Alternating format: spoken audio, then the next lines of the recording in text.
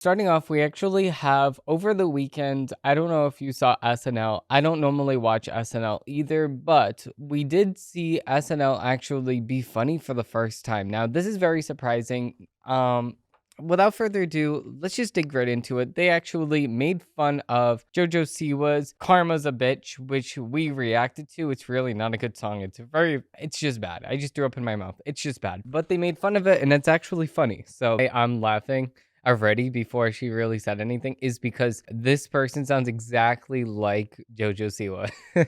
It's just so funny to laugh. Okay, so this is about 2 minutes of the actual whole entire SNL. Uh, the whole thing's only 3 minutes long. I don't want to play the whole entire thing, but the thing is, it's actually funny. Like, this is a very different approach than what SNL usually goes for. SNL usually goes for some stuff that's just not funny, stuff that nobody cares about. Weekend Update, nobody talks about. It's Weekend Update's trying too hard all the time. But I feel like this was actually something that was funny for the first time in a really long time. And that's because JoJo Siwa's Karma is a Bitch is just really, really bad. That's why. Everybody can just come together and make fun of it as a cultural moment.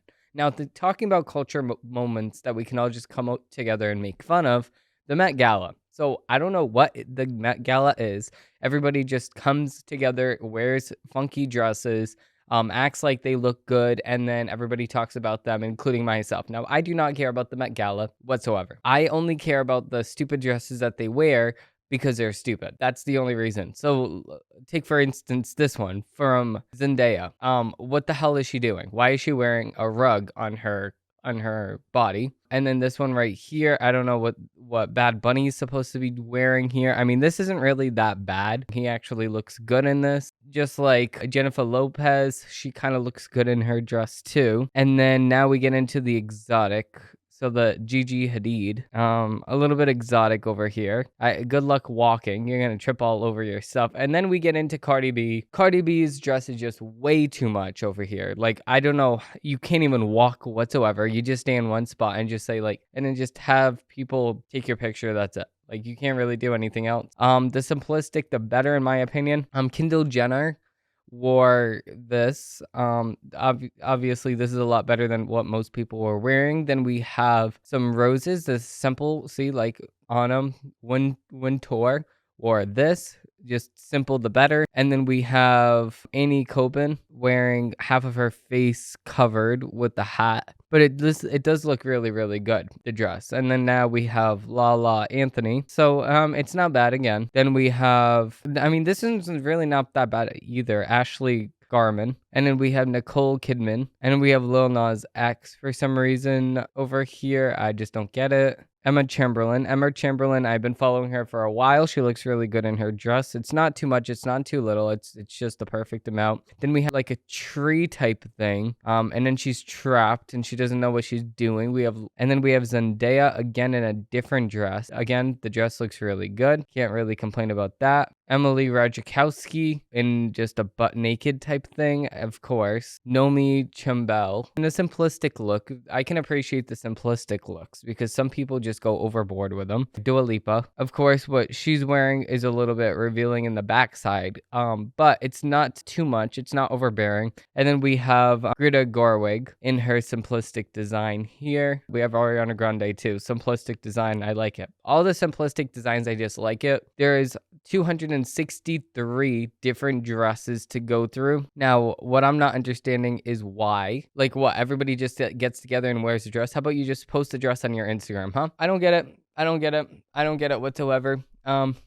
It's just a cultural moment. We can all just come together and say, like, what is this? Why are we doing this? I don't understand. I don't really care about understanding. Don't try to educate me in the comments. I really do not care whatsoever. Moving on to the next article. A federal judge slaps down Biden administration's attempt to dismiss Daily Wire censorship lawsuit. So, in a court order on Tuesday, a United States district judge rejected the Biden administration's department attempts to dismiss a censorship lawsuit brought by the Daily Wire, the Federalists, in the state of Texas. So, the Daily Wire lawsuit, filed jointly by the New Civil Liberties Alliance, with the Federalists in Texas in December of 2023 to the United States District Court of Eastern District of Texas, alleges that the United States Department is engaging in promoting censorship technology designed to bankrupt domestic media outlets with disfavored political opinions.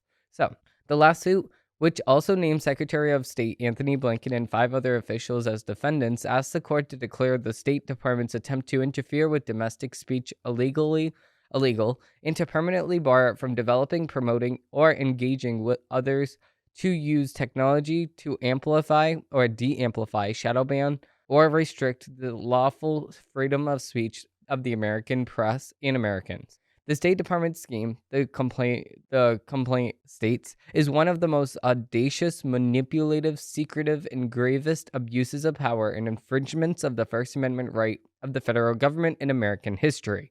And I completely can see this, because if the United States government is trying to de-amplify voices that it does not agree with, then that is a clear violation of the First Amendment. I just don't get why the government thinks that it is okay to completely disengage with the Constitution altogether and say, well, we're just going to do whatever we want to. Just like the Biddn administration, where they go on and say, well, we're going to pass a executive order to allow us to, just to forgive student loans. And then the Supreme Court comes in and says, no, you don't. Uncle Sam is not covering this. And then Joe Biden said, oh, well, we're going to do it anyway. Like, what's going on? We need to follow the law. We need to follow the rules.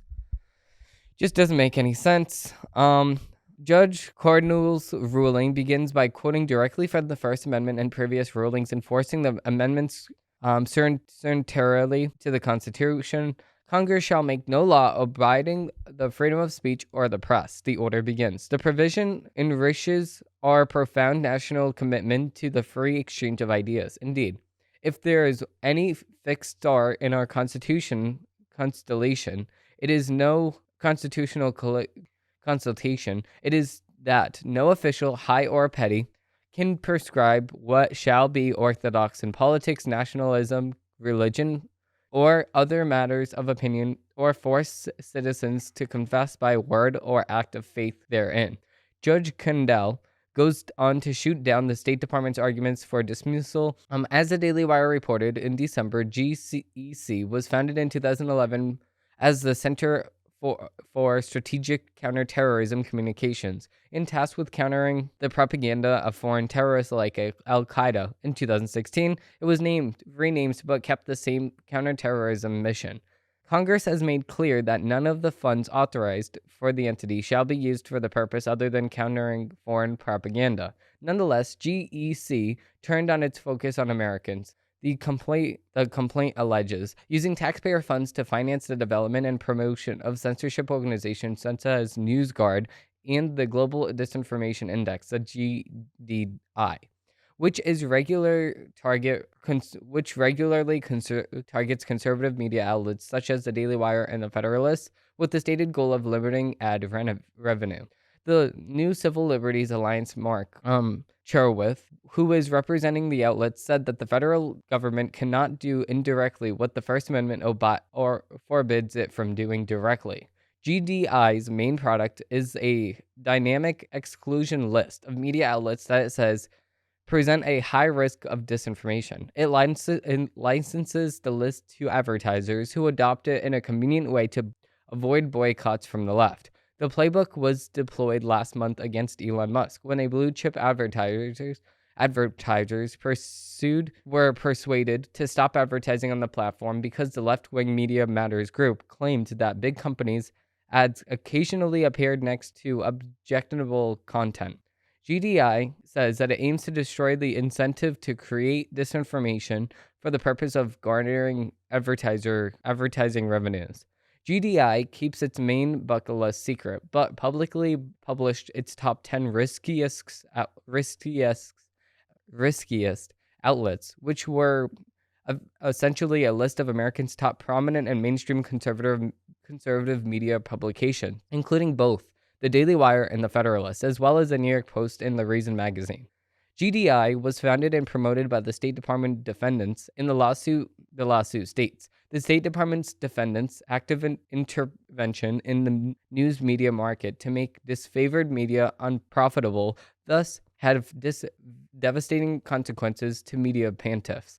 Also funded by the State Department is a for-profit company called NewsGuard, which said that it aimed to cut off revenues to fake news sites by coming up with a whitelist that purported to name every legitimate news site. NewsGuard ranks the Federalists as unreliable and the Daily Wire as credible with significant expectations. Okay, so that's just stupid. How is the Federalist unreliable? The Federalist is one of the articles, one of the news sites that I could always trust to have a whole entire essay piece written to the topic in the title. We're actually going to be reading a couple of articles from the Federalist next, coming up. So I just don't understand why they're saying, well, it's unreliable altogether. Why? It's because you don't agree with them. Just because you don't agree with somebody does not mean that they can't be funded. I don't agree with CNN. Do I want them to go bankrupt? Not really. I don't really want them to go bankrupt because it's good to read what the counterculture says, or the counterculture, in my view, says about the politics and the state of the world, so I can see what's coming up. I'm not going to sit here and say, well, no, I want CNN, MSNBC, I want all of my political rivals to go bankrupt. I'm not going to sit here and say that, because if they do go bankrupt, then it's going to be a sad world. It's going to be a very, very boring world. But the thing is, I do want the people that I trust, the people that I listen to for the news, to be bigger than the people that I hate, obviously, because it's just good. There's such thing as good news. There's such thing as true news, and there's such things as news grounded in reality. And a lot of the time, quote unquote, mainstream media news sites are not grounded in reality whatsoever, and they have absolutely no common sense for anything. That's the problem here. And then NewsGuard says, oh, well, they're reliable, and then they get all the funding. And then the news sites that are not mainstream, that are conservative value leaning, that are on its own, they have to come up with the funding on their own, and that's by the public's investment in their companies. That's the only way that these media companies can stay afloat. That's sad. So, with that being said, it's a very, very sad time for America when the news sites have to sue the federal government because it's breaking the First Amendment. And it's just sad. And this is a really, really good win from the Daily Wire and the Federalist and the state of Texas altogether because of the fact that it did not get dismissed. If it got dismissed, it's a blatant attack on free speech and the freedom of the press. Because then we would see all these media companies, probably even Araujo Studios, which is a small media company that we just founded a few years ago. We can see that all collapse. And it's a sad, pathetic excuse for First Amendment non-violation. We can see that it is a clear First Amendment violation. So with that being said, we're going to be digging into the media's takes. No, I'm not a writer. Okay. Moving right into a Federalist article, we actually have, to be happy, women must do the opposite of everything secular Western culture tells them. Everyone wants to talk about what's wrong with men, whether it's toxic masculinity, men without work, the end of men, the long house, or the need of men to clean their rooms. Not so many people, however, want to talk about what's wrong with women. Even the longhouse complaint is that women are too successful. As of 2022, women held 52% of professional roles in the United States. Women earned more than 57% of the bachelor degrees, 61% of master degrees, 54% of doctoral degrees, and because they are all overrepresented in professions such as human resource management, 73%, and compliance officers, 57%, that determine workplace behavioral norms, they have an outsized influence on professional culture, which itself has an outsized influence on American culture more genuinely. The bureaucracy that controls Western life is feminized. The longhouse argument goes, implying that women have won, but is it true? Is it winning for women to hold power at the expense of their sexual counterparts and the other half of humanity, without which there is no humanity? Are women happier being in charge? It seems obvious that the answer to that is a resounding no. Our society offers very few general accepted successful strategies for helping both men and women achieve happiness through maturity. The women might look better on their resumes, but they are also skyrocketing majority of antidepressant and other pharmaceutical users. And it sure doesn't satisfy women that they can kick off, they can kick trail they can kick tail in the office, and if their apartments are filled with cats, houseplants, and vacation pictures, because the available men aren't working toward family-sustaining salaries or interested in trying to lead even one significantly factious and anxious woman on the consequential life adventure of growing a family. And that's completely right. If women are spending all day at work, if men are spending all day at work, then where's the family? There's no family bonds. There's no family get together. There's no family movie night. There's no family game night. There's no bond that the family actually has, if there is even a family. That's the sad reality of the fact. When you're working all day long, you have no time for the family. And then if we have no time for family, then our whole entire society will collapse because we're not having as many kids as what we once used to in the past. While our culture might not offer either men or women good counsel about how to create a fulfilling life, author and life coach Suzanne Venker does. A longtime Federalist article, Suzanne has expanded her writing into a career into coaching so she can get right into the trenches with women. Venker's latest book, out in March from the Post Hill Press, How to Build a Better Life, distills her countercultural, practical, and effective life advice for women into 8 digestible chapters. Her overreaching theme is simple. To be happy, women have to do about the opposite of what sexualized Western culture tells them. This theme builds on other how-to books Suzanne has written, including the Alpha Female Guide to Men in Marriage, which I buy for my friends' wedding showers, says the author. What does it mean to swim against the cultural current? Suzanne lays that out in the chapter titles Live an Examined Life, Prioritize Marriage and Family Over a Career, Unleash Your Feminine Power, Date with Purpose, Not to Have not have babies, or not stay at home with them just because you're in debt.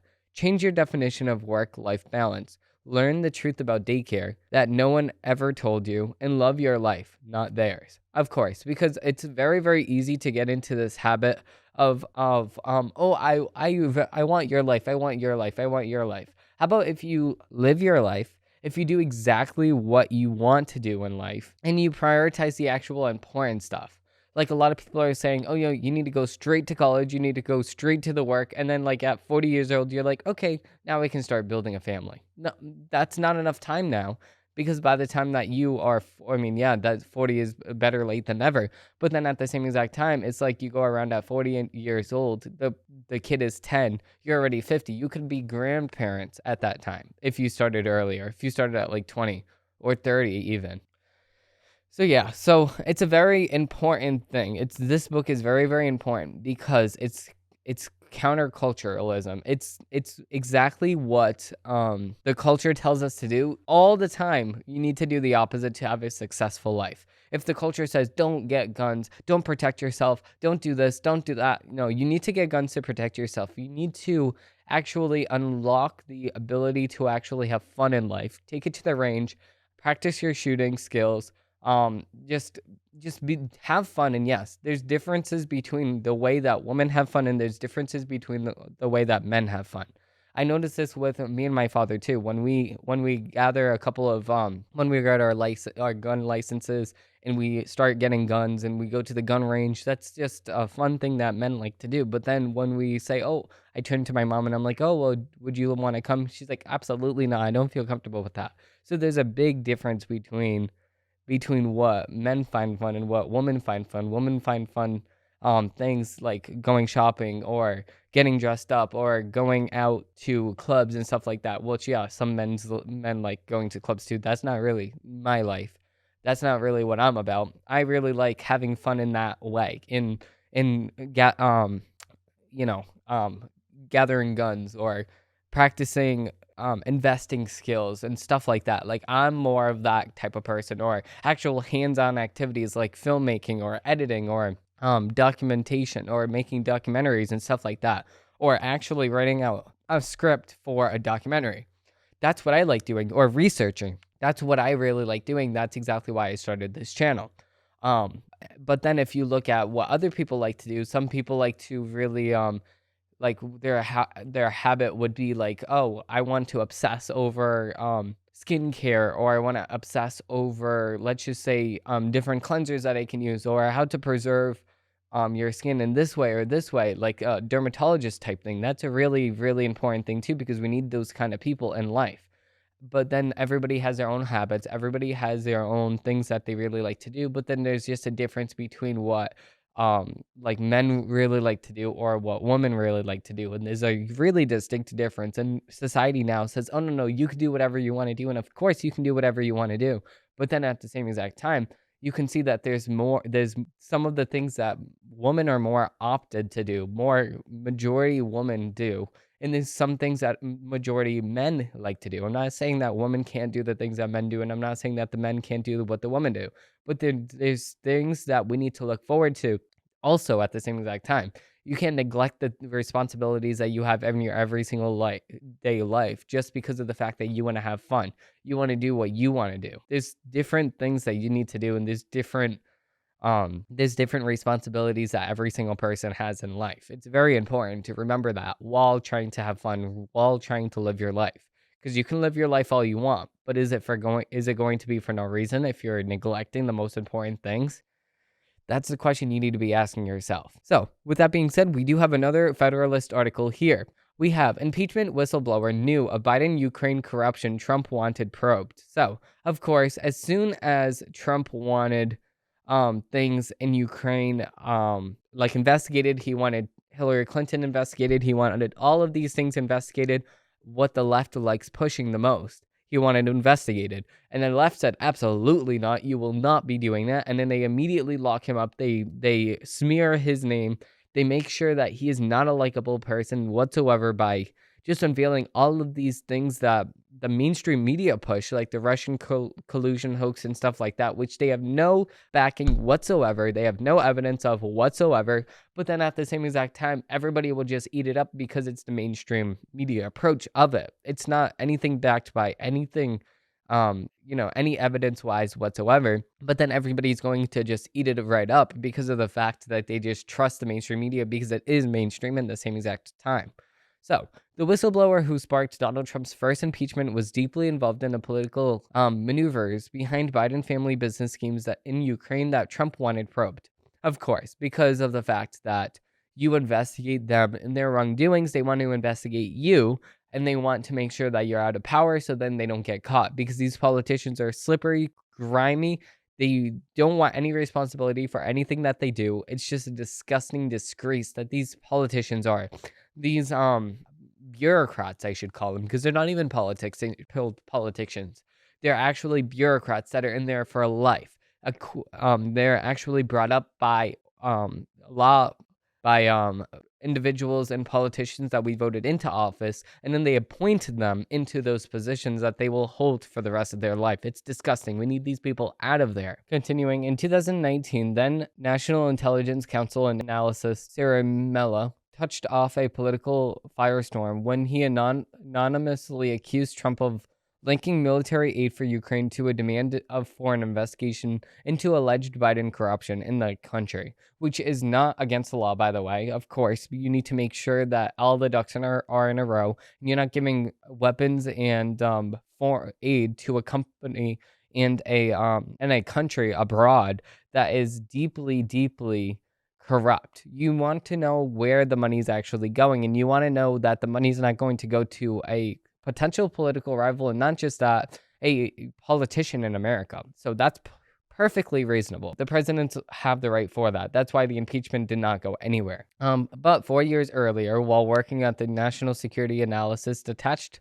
then Vice President Joe Biden's office, Surmela was a close advisor when Biden threatened to cut off United States aid to Ukraine unless it fired. So, of course, when Trump investigated the Biden corruption in that country, he was investigating the fact that Joe Biden said that he was not going to fund Ukraine. So, the Ukrainian funding has been going on for so long now that Zelensky's just used to it. That's why they did not use any of the election stuff since 2011, because they knew for a fact that Zelensky was going to stay there for a really long time. And of course, it gets confusing because then we can look at Burisma and stuff like that. It's just a really confusing thing abroad. Just know that Joe Biden got money from Ukraine, then Ukraine turned on Joe Biden, and then Joe Biden said, what are you doing? You need to fire that person immediately or else you will not get the funding. And then they did that immediately. So that's exactly what happened.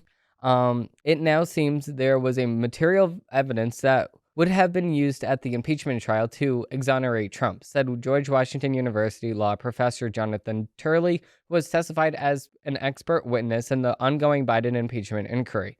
Trump was alleging that there was a conflict of interest with the Bidens, and the evidence could have challenged Biden's account and the establishment, his son's interest in the Chacon firing. Sherlow's role, including high-level discussions with top Biden aides and Ukrainian professors, is only now coming to light thanks to the recent release of the White House emails and photos from the National Archives, of course. This is exactly why the National Archives is such a good thing, because now Americans can go and look at the National Archives. The emails show Surmela's expressed shock, yikes, is what he wrote, at the Bidens' move to withhold the $1 billion in aid from Kyiv, which has represented a sudden shift in United States policy. They also show he was drawn into the White House communications over how to control adverse publicity from Hunter taking a lucrative seat on Burisma's board. Yeah, there's no evidence. Surmela's raised alarms about the questionable Biden business activities that he witnessed firsthand, which is a sharp contrast to 2019. In that instance, he was gallivanted into action after being told by the White House colleague Alexander Verman of an improper phone call between President Trump and Ukrainian President Vladimir Zelensky. During the call, Trump solicited Zelensky's help in investigating Burisma and Hunter Biden's role in the company. Okay, so the thing is, that's also allowed because of the fact that you're saying, well, I'm the president of the United States. We need to make sure that this is safe. What's going on abroad? Is there an investigation that needs to take hold into seeing exactly what's going on in your top company, in your country? What's going on here? If you don't want to investigate, then we're just not going to pay you any money, because why would we pay you money if you're not going to be in America's interest? It's just common sense here. And then, of course, people say, well, there was a phone call. And then in court, they say, what was in the phone call? Well, I don't know. I was across the room. Okay, so how are you going to talk about the phone call then? It just doesn't make any sense here.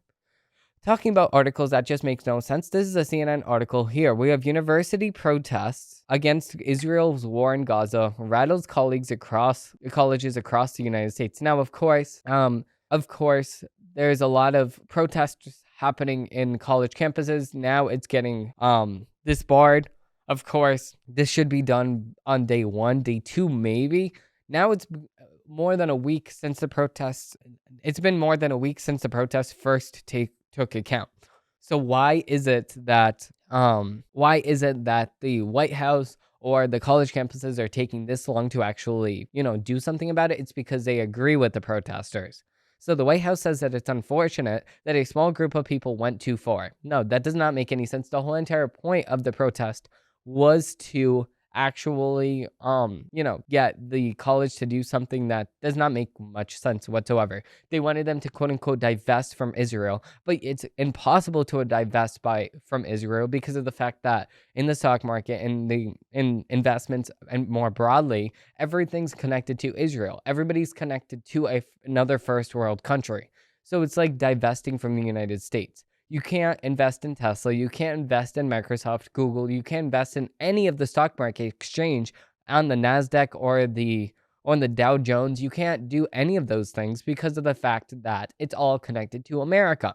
It's like trying to divest from China and then saying, well, I want to invest in Shine, whatever it's called, or going to invest in another Chinese-made company. It just does not make any sense because that is located in China. It's you can't do that. It's impossible. And then to say that, oh well, that we're just not going to accept any funding by them. Okay, good luck, because that a lot of millions of dollars comes from Israel to these colleges because of the fact that they pay for some loans. So what's going on here? Of course, the colleges are just trying to win over the protests. They know that there's going to be political heat if they say, "Oh, protesters leave." And they don't want that whatsoever because they're weak. The colleges are very weak and they don't want to stand up for themselves. I don't feel bad. This is just revealing exactly what the colleges have always done, but it's more clear to a lot more Americans. So I say keep going. With that being said, we do have a Daily Wire article. We have a disturbing colorally. Biden's Title IX rewrite takes aim at parents too. In the days since President Joe Biden's administration published sweeping revisions to Title IX rules, much of the focus has now been on the updates that are more likely to impact female athletes, but that's far from the only concern. Critics quickly pointed out those updates, which the Biddn administration said that it was supposed to provide more protections for LGBTQ students, could be used to protect trans-identifying males competing on women's sports teams. But according to the attorney Candace Jackson, who served as acting assistant secretary in the Department of Education during the Trump administration, the rule changes could lead to further complications once applied in conjunction with policies that were already in place, specifically with regard to schools being mandatory reporters of suspected abuse. A disturbing corollary of Biden's Title IX rules, with policies reflecting the education department's position that refusing to treat someone consistent with gender identity damages mental health. Schools will now have to consider reporting non-affirming parents to Child Protective Services, she said on a post to X. Commentators made this observation to the draft rule.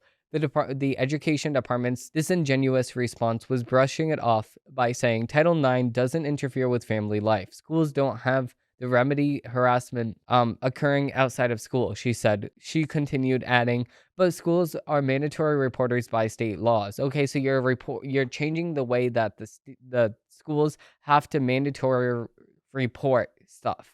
So now DCF gets involved if the fact is that your son now says that your son is a daughter and then goes to the school and says, my mom and dad don't accept me. DCF will come in and take your son and then give your son to a home that actually, quote unquote, accepts your son. And then that son will go through the path of self-mutilation and self-harm because of the fact that it's more likely to happen on those kinds of people that say that there's something that they're not. It's just sad. We don't want to see that. We don't want to have these people go through these disgusting surgeries that rip apart their body and then put their body in a state of never getting repaired ever again. We don't want to see that. And that's exactly why so many people are trying to protect these people from going through the surgeries and doing something that they don't know any better from. They're just doing what the doctors tell them to do. They're going down the path. They're saying, well, I don't feel like this. I don't feel like this. Yes, of course, they don't feel like anything because they don't know much. They're still students. They're learning still. Goodness. And then the school's going to get involved too. No, the school needs to get out of the life of every single day parents because it's disgusting already. With that being said, we do have another Daily Wire article. We have Trump surrounds himself with potential VPs at Mar-a-Lago. So, former President Donald Trump surrounded himself with potential running mates and other allies on Saturday during a Republican National Committee RNC spring retreat at Mar-a-Lago Club in Florida. Among those who joined Trump on stage in the Grand Ballroom for a lunch event were Senators Marco Rubio, Tim Scott, entrepreneur Vivek Ramaswamy. Okay, so that would be great. Vivek Ramaswamy as a VP would be great. Dakota Governor Doug Burgum, which is not, he's just, he's good. He's good. That would be like the perfect candidate for Trump because that would take he would not get any headlines whatsoever. He would just stay under the rug. All the former 2024 presidential rivals now considered to be the running for vice president, according to the post to X from his campaign. House Republican Conference Chairwoman Elsie Stefanik, Republican from New York, Senator J.D. Vance, Rep. Ryan Donalds, Wellesley Hunt are all mentioned as part of the Veep stakes the election cycle also attended. Other Republicans who are present included Speaker Mike Johnson, Mike Lee, Marshall Blackburn, Jim Banks, Michael Waltz, Pennsylvania Senate candidate Dave McCronk, Ohio Senate candidate Bernie Barno. Yeah, so during the event, Trump recognized the RNC's funding efforts and enthusiasm for his Make America Great Again movement per his campaign. He spoke for around 90 minutes about his political race, election integrity, and economy, the border, the protests taking over the university campuses, and also touted Johnson's work as a speaker and advocated for a party unity. Yeah, of course, Marjorie Taylor Greene needs to back off. Trump recently suggested that he may be selecting a running mate in the next couple of months before the Republican National Convention, which is scheduled to take place in Milwaukee in mid-July. We're making the decision, I think, closer to Wisconsin time, Trump told Fox News 6 Milwaukee last week. He added, "It's very early right now," and it really is. It's not until next November, so he has plenty of time. In 2016 and 2020, Trump ran with former President Mike Pence, a former Vice President Mike Pence, a former governor of Indiana. Pence led his own political campaign in 2024, but dropped out late October before the start of the GOP primary contest. Trump recently met with one of the other former 2024 Republican primary rivals, Florida Governor Ron DeSantis. Both they indicated that they had a productive conversation and made plans to defeat President Joe Biden in November's election. Yeah, of course. So Kristi Noem is no longer a political candidate because of reasons. But the thing is, where is Ron DeSantis? Ron DeSantis should be at least a running mate, at least a candidate for vice presidency, because DeSantis is a great governor of Florida. He's still doing great things till this day. And it's just a sad reality that in 2026, I believe, he's not going to be governor whatsoever anymore. He's not going to hold any political office. So I don't know if he wants to go back to the Senate or be the House of Representative member and stuff like that so we can still actually get in there. But I don't know if he wants to do that or he wants to actually spend some time with his kids and say, you know what, I had a great political career. I made Florida great again for 8 years.